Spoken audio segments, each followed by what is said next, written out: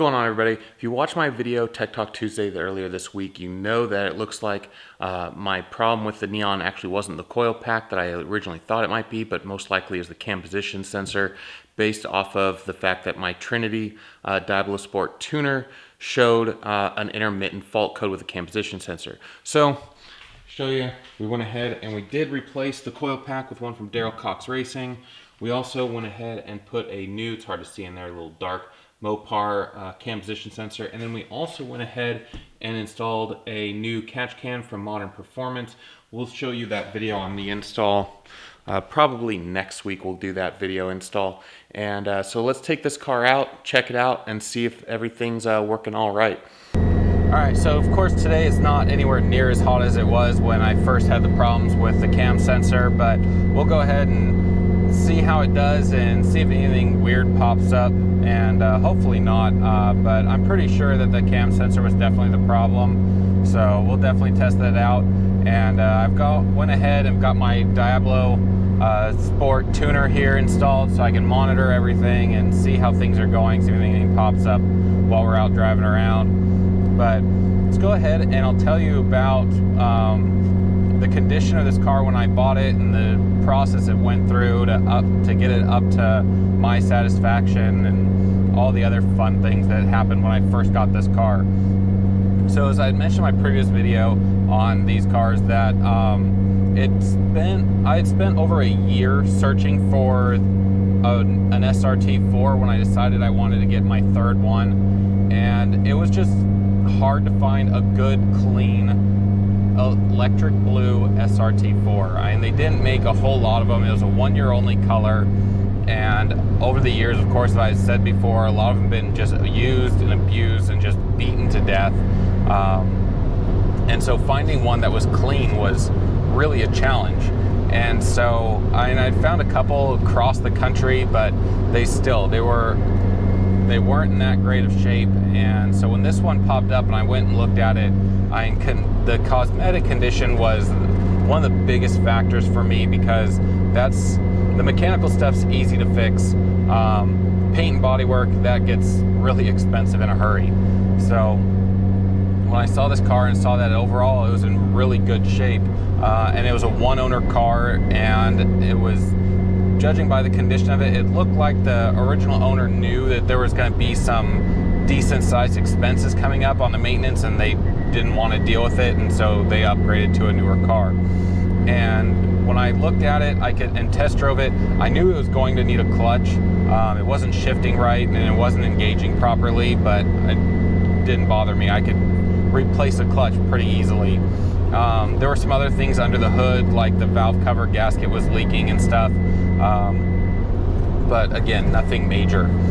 So I had bought the car and right away started ordering a bunch of stuff to replace on it and just do general maintenance on it.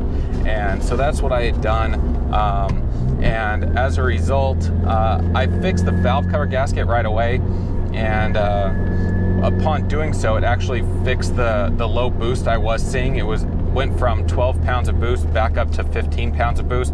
I know there are people out there that argue that no, these cars didn't have 15 pounds of boost from the factory, but all three of them that I've owned in stock formation were all making 15 pounds of boost. So it is what it is. Definitely not complaining that my cars have always had a good amount of boost to them. So, but one thing that came about from doing the valve cover gasket and getting the boost reinstated was the intake manifold gasket. It was apparently had gotten a little weaker, and when we put that extra boost on there, it blew out the intake gasket, and as a result, I ended burning a exhaust valve on the number 4 cylinder.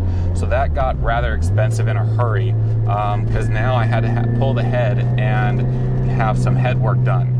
And that was definitely not fun. But at the same time, I got to see a lot of the internals of the engine and check the condition of a lot of parts. But it wasn't an expense I was expecting right out of the gate. So I'd taken the head and went to a machine shop I trust in the Bay Area, and he went ahead and replaced the exhaust valve. Ended up needing 3 exhaust valves total, and did a valve job on all the cylinders, put new guides in it. I did a full rebuild of the head, and the head came out absolutely gorgeous. And it was definitely worth every penny that I spent on it. It was just definitely not something I wanted to spend right out of the gate.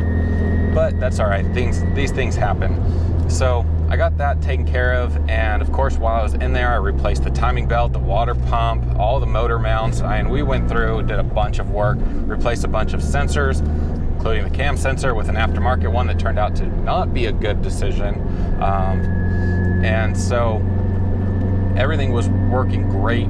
Of course, we're also doing some transmission work to deal with the situation with the shifting. I ordered this Hirsch short throw shifter in there, put that in, replaced the shifter cable bushings themselves with booger bushings because the stock rubber ones were just completely shot. And there was hardly any rubber left in some of them. And so it was no wonder it was having a hard time shifting.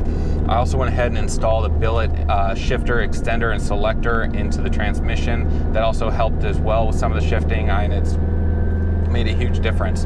And then of course, after I got everything back together and running properly, the clutch definitely, it was due.